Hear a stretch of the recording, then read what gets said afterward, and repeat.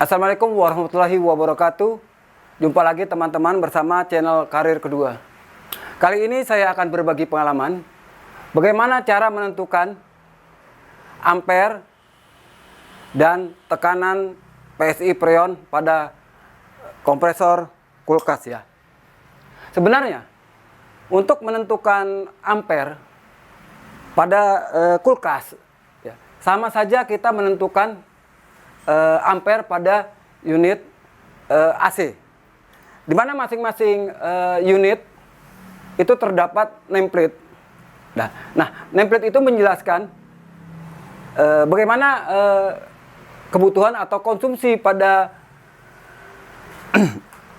AC ataupun konsumsi pada listrik pada kulkas. Nah, di sini perbedaannya. Kalau di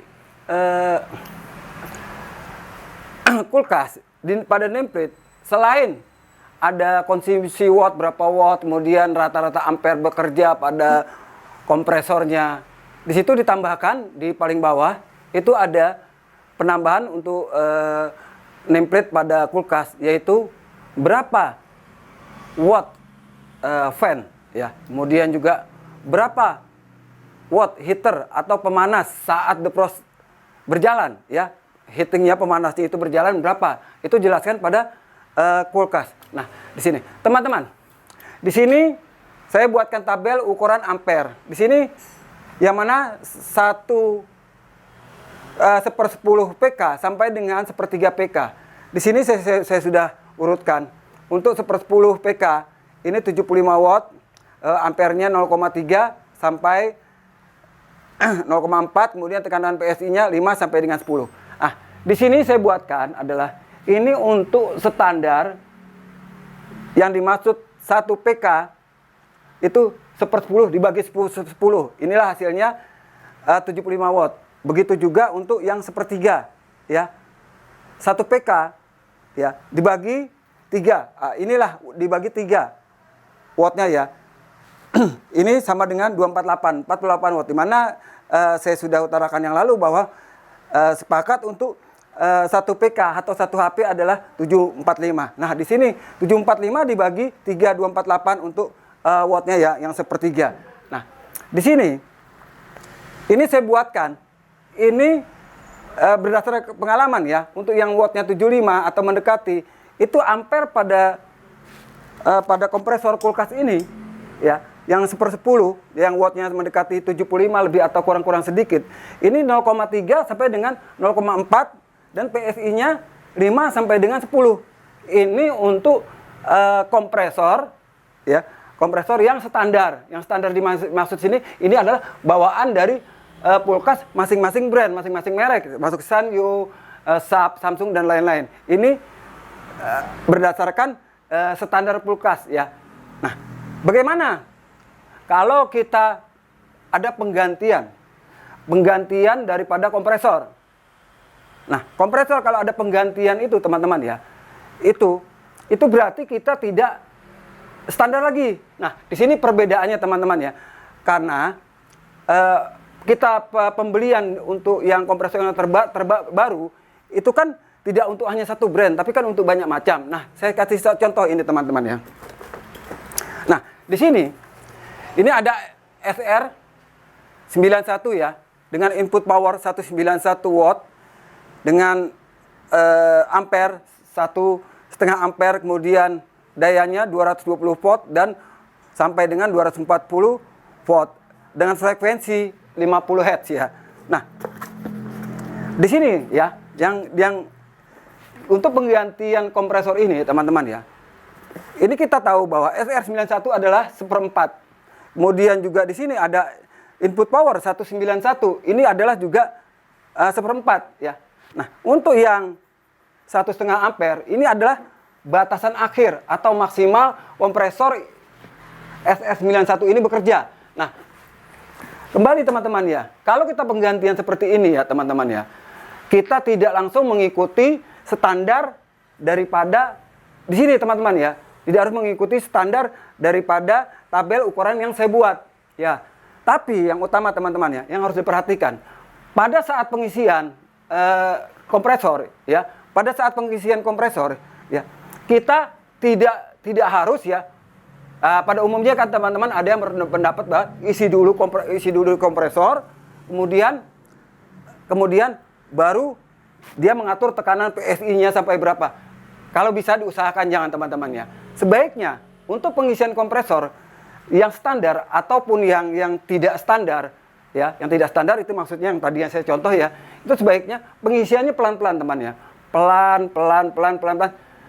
Satu tujuannya apa? Agar kita tahu bahwa kompresor saat tidak diisi pressure dia bekerja berapa ampernya. Kemudian juga jangan sampai kelebihan freon kita membuangkan sayang ya. Itulah tujuannya kalau bisa pelan-pelan. Nah, dengan pelan-pelan tadi teman-teman ya, untuk kompresor yang saya anggap ini teman-teman, ini saya anggap adalah multi ya. Ini saya anggap multi. Karena apa? Saya anggap multi. Maaf saya potong ya. Ini saya anggap multi kenapa teman-teman kembali di sini. Ini kompresor, ini untuk 1/4 dengan merek apa saja. Ya, brand apa saja ini masuk. Hanya saja teman-teman ya, kita harus menyesuaikan pada kompresor ini. Inilah saya anggap multi. Nah, kembali tadi teman-teman ya, untuk pengisiannya pelan-pelan, ya, begitu pengisian pelan-pelan, kita lihat pada di sini teman-teman, kita lihat pada ampere. Ampere paling maksimal berapa? Itu jangan sampai melebihi. Kedua, kita perhatikan juga PSI-nya, berapa tekanannya. Perhatikan, tekanan maksudnya diperhatikan di sini. Kita tidak harus seperti di sini teman-teman.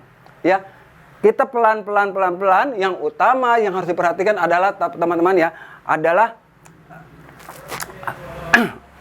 heaternya, itu dryernya ya, filter dryernya yang harus diperhatikan. Filter dryer. Begitu kita pelan-pelan, filter dryernya kita pegang sudah hangat, selesai teman-teman. Walaupun itu 0, walaupun itu 5 PSI atau untuk 1/4 ya, yang seharusnya di sini 10 sampai dengan 20 PSI ya, teman-teman ya. Cuma kalau mencapai 5 pun kalau filter dryer sudah hangat, sudah selesai teman-temannya. Itulah saya katakan bahwa sebenarnya untuk penggantian kompresor yang model seperti ini, yang tertera input powernya dan maksimal ampernya, itu saya katakan multi ya. Katakan multi itu karena satu kompresor itu buat untuk bermacam-macam.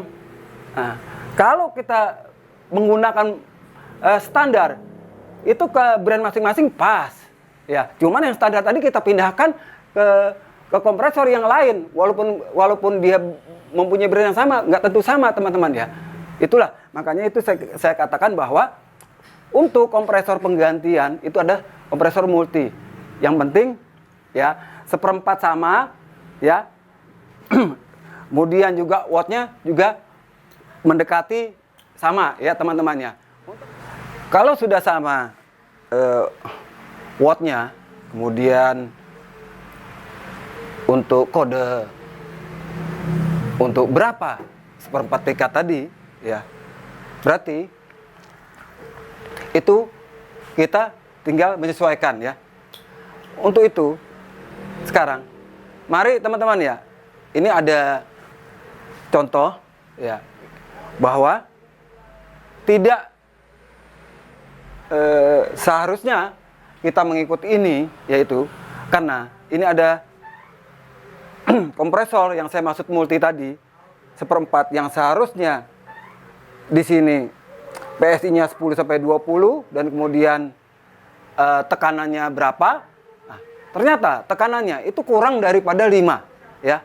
Ini saya kasih contoh ya teman-teman ya. Ini untuk penggunaan kompresor multi yang 1/4. Ini contohnya teman-teman ya. Sesuai yang saya sebutkan tadi, power 191 watt, ampere 1,5, 220, voltasenya sampai dengan 240 ya. Headnya 50 ya. Nah, ini kita lihat ya. Ini di sini adalah 0 ya. PSI-nya adalah 0. Nah, kemudian ampere di sini adalah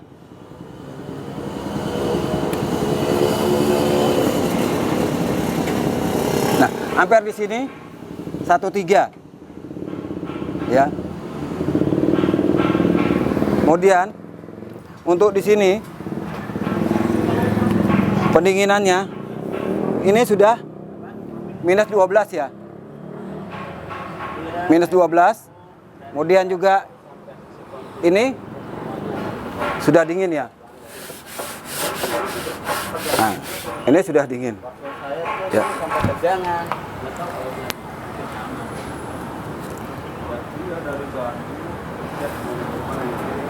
Artinya teman-teman ya, bahwa untuk kompresor multi ya, kompresor multi ini ya, kita tidak harus mengikuti ya standar apa yang saya katakan tadi. Itu adalah untuk standar kompresor bawaan daripada brand masing-masing. Kalau ini multi, kita harus menyesuaikan daripada kompresor ini sendiri ya. Jadi intinya kita isi freon dengan pelan-pelan, kemudian kita lihat sini sudah hangat. Ini sudah selesai ya teman-teman ya.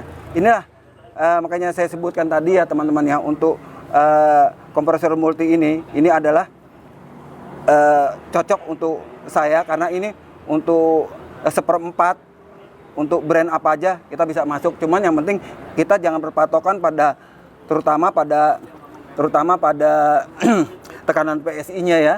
Kemudian juga ampere juga tidak melebihi daripada yang disebutkan di sini nih maksimalnya ampernya ya. Kemudian juga yang kita harus perhatikan ini kita tambah sedikit, ini akan mengembun 0 sedikit ya. Ini 0 saja kita tambahkan ini sudah mengembun. Apalagi kita sampai mencapai 5 PSI atau 10 PSI ya teman-teman. Saya rasa itu ya. Saya berusaha ngasih yang terbaik buat teman-teman, karena berkat teman-teman saya termotivasi untuk membuat konten-konten berikutnya ya. Buat teman-teman yang sudah like and subscribe-nya serta komennya, saya banyak banget terima kasih ya teman-teman ya atas dukungannya dan motivasinya. Kemudian untuk teman-teman yang belum, mohon bantuannya untuk like, subscribe serta komen ya.